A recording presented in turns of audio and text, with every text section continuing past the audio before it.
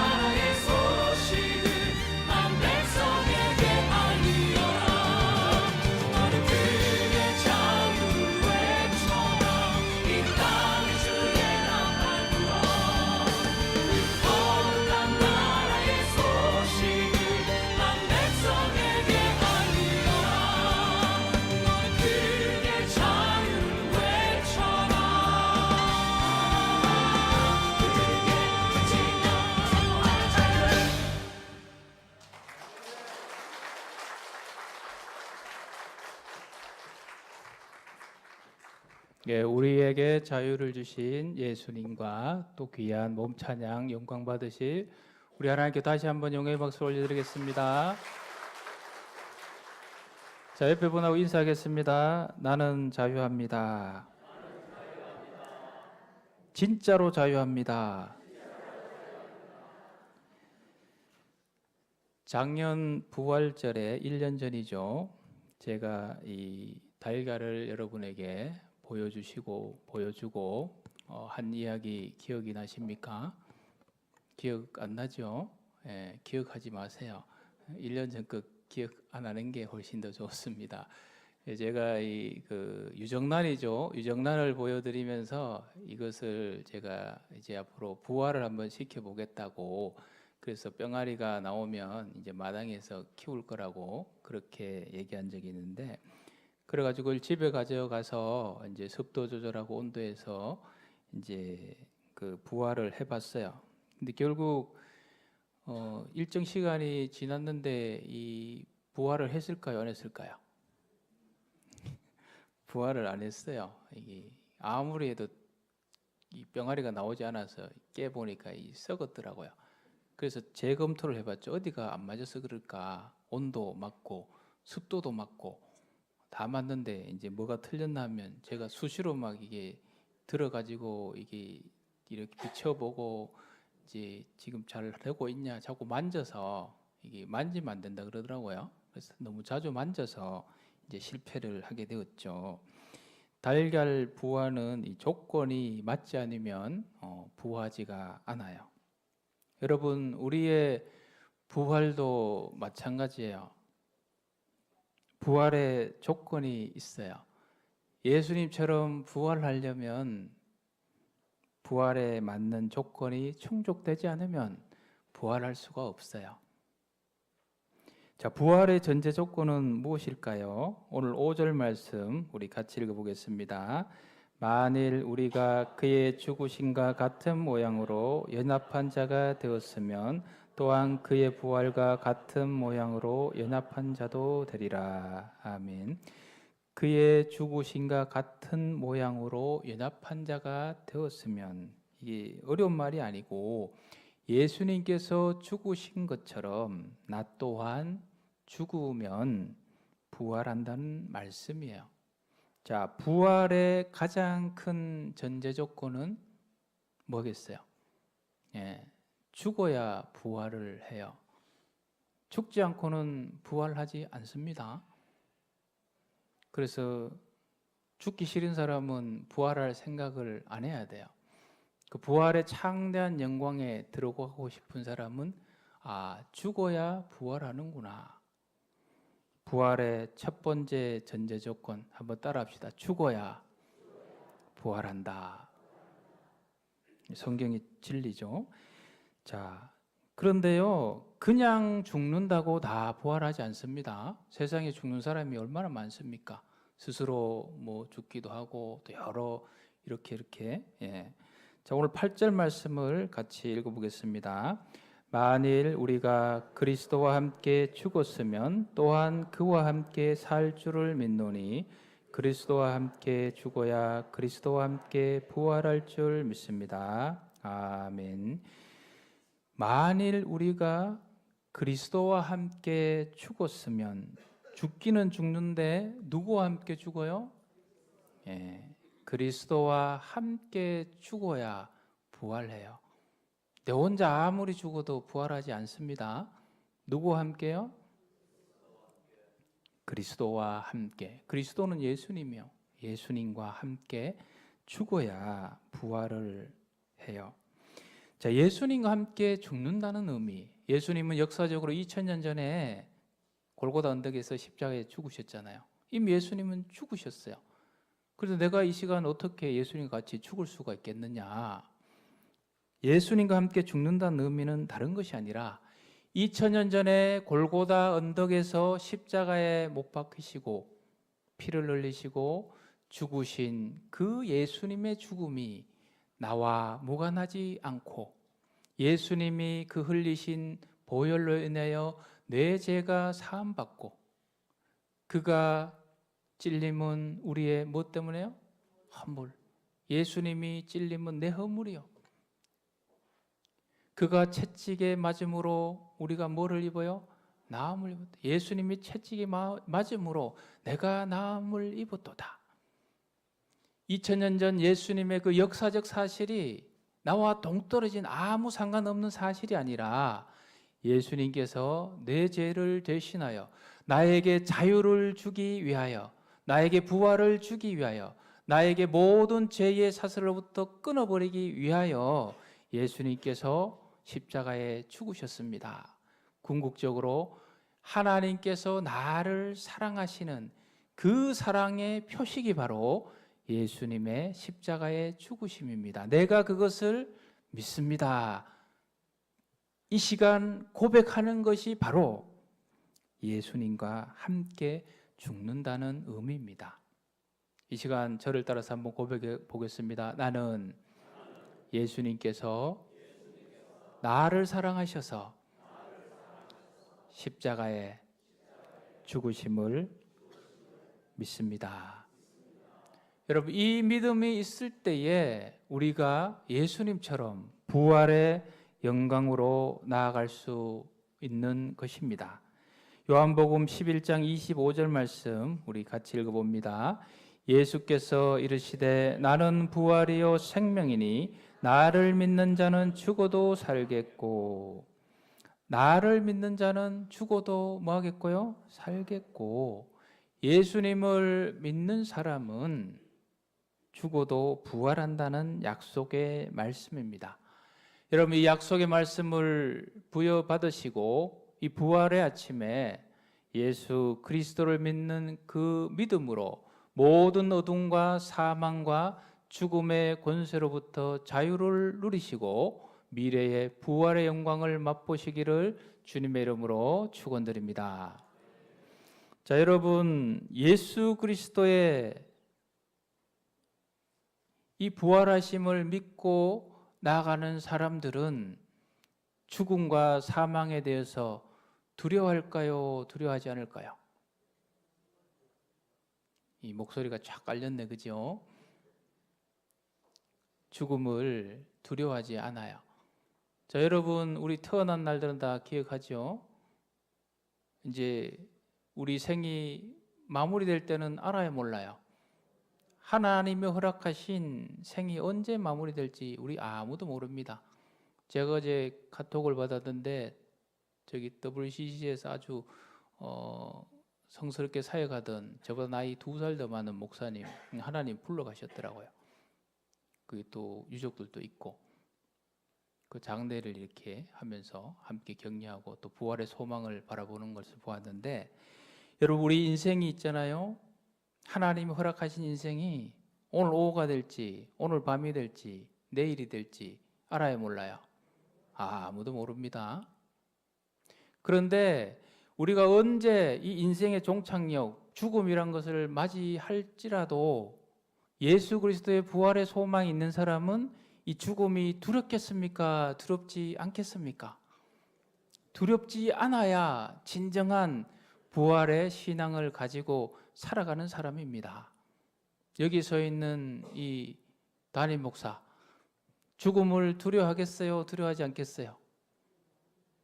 예, 저는 죽음을 두려워하지 않습니다. 죽음을 두려워하지 않기 때문에 여러분들로부터 모든 죽음의 공포로부터 벗어나시라. 오히려 하나님께서 마무리할 때가 오면은 우리는 어떤 소망을 가져야 돼요? 이 죽음을 넘어서서 우리에게 뭐가 있다? 부활의 영광의 역사가 있는 줄 믿고 할렐루야 찬양하며 나아가야 될 줄 믿습니다. 이것이 이 시대의 진정한 부활의 소망을 가지고 있는 사람이 죽음 앞에 보여져야 될 마땅한 자세입니다. 자, 여러분, 죽음을 두려워하지 않으면 그 다음에 두려울 게 뭐가 있겠어요? 좀 가난한 것, 시험 쳤는데 시험 떨어진 것, 좀 병이 있는 것, 진급해야 되는데 진급 못한 것, 이런 게 두렵겠어요? 절대 두렵지 않습니다. 죽음조차도 두려워하지 않는 사람은요, 세상의 어떤 상황 가운데서도 거기에 두려워하지 않고 하나님 바라보며 소망 중에 이기며 승리하며 나아갑니다. 이것이 바로 오늘 부활 아침에 저와 여러분들이 회복해야 될 진정한 부활의 신앙인의 모습인 줄 믿습니다. 저와 여러분들이 이 믿음을 새롭게 회복하셔서 앞으로 어떠한 일들을 만날지라도 나에게는 부활하신 예수님이 함께 계시다는 그 믿음으로 승리하여 나가시는 저와 여러분 되시기를 주님의 이름으로 축원드립니다. 우리가 이 시대에 부활의 신앙을 생각할 때는요, 사망을 이기는, 죽음을 이기는 부활의 약속은 이제 이후에 미래에 우리한테 주어지는 것입니다. 그러나 미래 말고 현재 우리가 예수 그리스도와 함께 현재적 부활의 삶을 살아갈 수가 있어야 합니다. 현재적 부활의 삶을 살아가기 위해서는 무엇이 필요하냐? 오늘 6절의 말씀에 보면 우리가 알거니와 우리의 옛사람이 예수와 함께 십자가에 못 박힌 것, 죄의 몸이 죽어 다시는 우리가 죄에서 종노릇하지 아니하려 함이니. 우리의 옛사람이 예수와 함께 어디에 못 박혀요? 십자가에 못 박혀요. 우리의 옛사람이 예수와 함께 죽어야 그 다음 현재 우리의 삶 속에 주님과 동행하는 진정한 부활의 삶을 살아갈 수가 있습니다. 옛사람이 죽어야 되는 거예요. 그래야 새 사람이 되어서 주님과 함께 부활의 영광된 삶을 오늘 현재 우리의 삶 속에 펼쳐나갈 수가 있습니다. 여러분, 옛사람은 어떤 모습입니까? 예수님을 믿기 전에, 알기 전에 나의 죄의 종으로부터 비롯된 모든 삶들, 금요일날 성금요일 예배드리면서 여러분들이 옛사람 이제 십자가에 못 박혀야 될 것 그 적어가지고 이렇게 십자가에 못 박으셨지 않습니까? 그걸 제가 이렇게 보면서 함께 기도하면서 여러 이제 얘기들을 보았죠. 거기에 보니까 많은 여러분들의 연약함과 부족한 것들을 적어 놓으셨더라고요.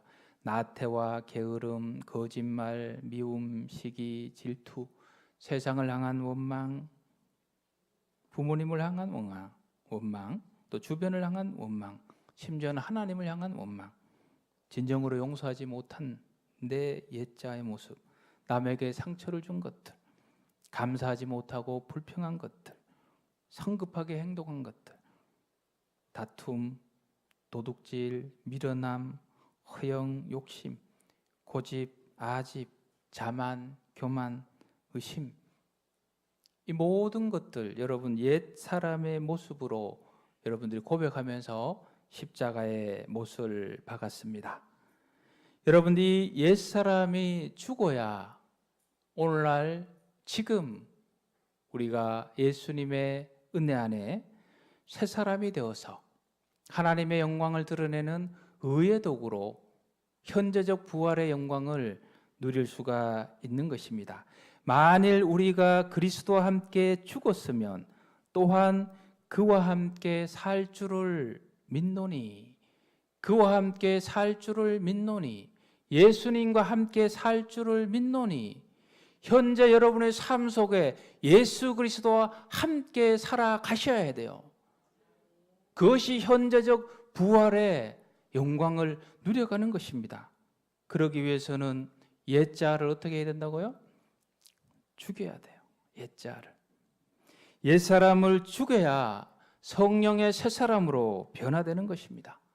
옛사람을 죽이고 하나님의 종으로, 의의 도구로 겸손하고 사랑하고 이해하고 용서하는, 진정으로 사랑하는 새 사람을 덧입어서 주님 손 꼭 잡고 하나님과 동행하는 것이 오늘 부활의 아침에 우리 하나님께서 우리에게 원하시는 진정한 부활의 삶인 줄 믿습니다. 여러분, 이러한 현재적 부활의 삶을 누려가는 사람의 특징이 있습니다. 이 말하는 것을 보면 좀 느껴져요. 제가 자주 말씀드렸던 것이죠. 어떤 표현들을 많이 하느냐? 아직도 옛자가 죽지 않은 사람들은 어떤 표현을 많이 하느냐? 내가, 내 생각에는, 내 판단에는, 내 감정에는 이 표현을 많이 해요. 아직 옛자가 죽지 않았어요. 진정으로 그리스도와 함께 옛자가 죽은 사람은 어떤 표현을 많이 할까요? 하나님의 뜻은 성경 말씀에 의하면 내 감정은 이러하지만 예수님께서 원하시는 것은, 하나님께서 원하시는 것은 이것입니다. 그러니 우리 모두 함께 하나님이 원하시는 뜻을 향하여 달려나갑시다. 이 고백을 많이 합니다. 여러분의 고백이 어떠하십니까? 내가 진정 옛자를 죽이고 예수 그리스도와 함께 새 사람이 되어 성령의 사람으로 살아가고 있다면 내 생각에는, 내 판단에는 이거 다 내려놓으시고 하나님의 뜻에 의하면, 하나님의 생각에 의하면 하나님이 원하시는 것은, 예수 그리스도가 원하는 것은 이것입니다. 함께 고백하며 여러분 가정을 살리시고 나라와 민족을 살리시고 이 한국교회를 살려나갈 수 있는 저와 여러분 되시기를 축원드립니다. 사랑하는 성도 여러분, 꼭 기억하세요. 내가 가만히 죽으면, 여러분 생각에는 내가 가만히 죽으면 우리 가정이 망할 것 같고 교회가 망할 것 같고 나라와 민족이 망할 것 같고, 그렇지 않습니다. 내가 가만히 죽으면 그때부터는 누구 활동을 하세요? 하나님이 활동을 하십니다. 하나님이 활동하셔야 일이 될 거 아니에요. 내가 가만히 죽으면 그때부터 하나님이 활동하셔서 우리 가정을 살리시고 여러분의 자녀를 살리고 이 나라 이 민족을 살리고 우리 한국교회를 살려갈 줄 믿습니다. 내 생각을 죽이면 그때부터 누구의 뜻이 나타납니까? 하나님의 뜻이 나타나기 시작해요. 우리에게 필요한 것은 하나님의 뜻입니다. 하나님의 뜻을 사모하는 사람은 뭘 합니까? 따라합시다. 기도합니다. 기도해봐야 이 하나님의 뜻이 뭔지 알 거 아니에요. 그래서 내가 말하기 전에, 행동하기 전에 하나님의 뜻은 무엇입니까? 제가 하나님의 뜻에 따른 의의 도구로 서겠습니다. 고백할 수가 있는 것입니다. 내 계획을 멈추고 죽이면 그 다음에 누구의 계획이 나타날까요? 하나님의 계획하심이 나타나기 시작합니다. 사랑하는 성도 여러분, 현재 우리의 삶 속에 이루어야 할 진정한 현재적 부활의 모습은 내 자아를 죽이고 내 생각을 죽이고 내 계획을 죽이고 하나님의 뜻을 높이고 하나님의 생각을 높이고 하나님의 계획이 우리 삶 속에 임하게 해야만 진정한 우리 삶 속에 예수 그리스도의 부활의 역사가 임할 줄 믿습니다.